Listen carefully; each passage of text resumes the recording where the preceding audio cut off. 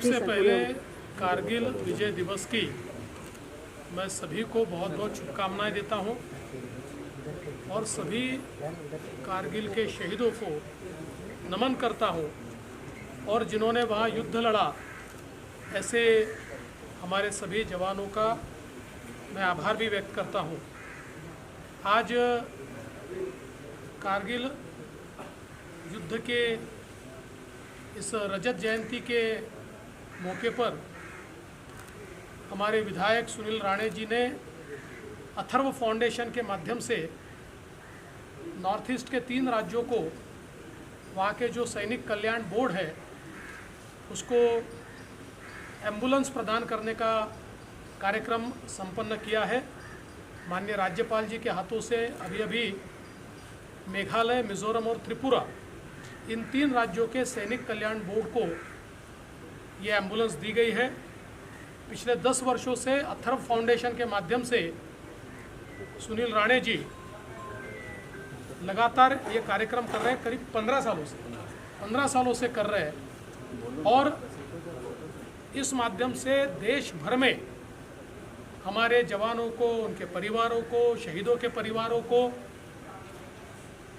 जिस प्रकार से भी मदद की जाए वो करने का प्रयास वो करते हैं और उसी कड़ी में एक बहुत अच्छा कार्यक्रम आज यहाँ संपन्न हुआ है। मैं अथर्व फाउंडेशन का और सुनील जी का बहुत बहुत अभिनंदन करना चाहता हूँ। Thank you. राणे सर, क्या कहना चाहेंगे, आज कारगिल दिवस के दिन पे आप लोगों ने एम्बुलेंस दान किया है, क्या कहना चाहेंगे इसके बारे में? सबसे पहले आज कारगिल विजय दिवस के उपलक्ष्य में 25वें वर्ष में मैं सभी भारतवासियों को और हमारे देशभक्त और देश प्रेमी नागरिकों को कारगिल विजय दिवस के उपलक्ष्य में शुभेच्छाएं देता हूं। और हमारे जाबाज सैनिकों ने, शूरवीरों ने अपने प्राणों की आहुति देते हुए इस कारगिल में विजय हासिल किया था। वो 25 वर्ष पहले का युद्ध था और उस युद्ध में अपने प्राणों को कुर्बान कर देने वाले, प्राणों की आहुति देने वाले हमारे सभी शहीदों के प्रति मैं श्रद्धांजलि अर्पित करता हूं। उनके सभी परिवारजनों के साथ पूरा देश खड़ा है।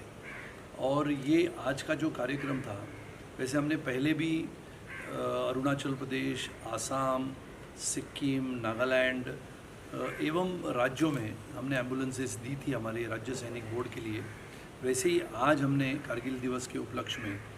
हमने मेघालय, मिजोरम और त्रिपुरा के राज्य सैनिक बोर्डों के लिए और विशेष रूप से हमारे शहीदों के परिवारजनों के लिए स्वास्थ्य उनका अच्छा रहे, कभी कोई ऐसी दुर्घटना होती है तो उनको अस्पताल तक जाने के लिए, क्योंकि वो सब इलाका ऐसा है जहाँ पर खाइयों और पर्वतों से भरा हुआ इलाका है, तो हमारे राज्य सैनिक बोर्ड के तहत हमारे सैनिकों के परिवार या शहीदों के परिवार स्वास्थ्य के लिए कहीं पर भी जाना पड़े तो ये एम्बुलेंसेस वहाँ पर काम में आती है। इसके लिए आज ये तीनों एम्बुलेंस हमने महामहिम राज्यपाल महाराष्ट्र के आदरणीय श्री रमेश जी बैस और हमारे महाराष्ट्र के उप मुख्यमंत्री श्री देवेंद्र जी फडणवीस, इनके हाथों से ये तीनों राज्यों के हमारे राज्य सैनिक बोर्ड के अधिकारियों को सौंप दी है। और मैं मानता हूँ कि अथर्व फाउंडेशन का ये काम न बल्कि सिर्फ एम्बुलेंस देना है, बेटी बचाओ बेटी पढ़ाओ अभियान के तहत छोटी बेटियों को पढ़ाना आधुनिकता से, इसके लिए लैपटॉप का वितरण पूरे देश में होता है। अभी हमारा अथर्व फाउंडेशन का एक नया सेंटर मेघालय के शिलोंग में खुलेगा, जहाँ से विशेष रूप से पूर्वोत्तर राज्य के हमारे सैनिकों के लिए, पूर्व सैनिकों के लिए, उनके परिवारजनों के लिए जो अपेक्षाएं होती है वो अपेक्षा को पूरा करने के लिए एक सामाजिक जिम्मेदारी हम सभी की होती है। और इसके लिए अपने देश की भूमि को सुरक्षित रखने वाला, मातृभूमि के लिए सदा तत्पर अपने प्राणों का बलिदान करने वाला हमारे सैनिकों के प्रति हम सच्ची श्रद्धा और सम्मान रखें, ये हेतु से हम ये सब कार्यक्रम करते हैं।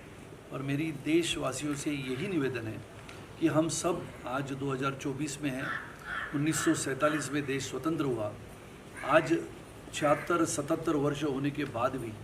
हमारे देश में लगातार आक्रमण करने वाले बाजू के देशों के प्रति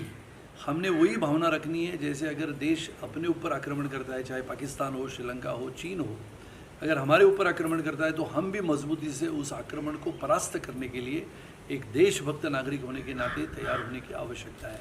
हमारा सैनिक लगातार, चाहे ठंडी हो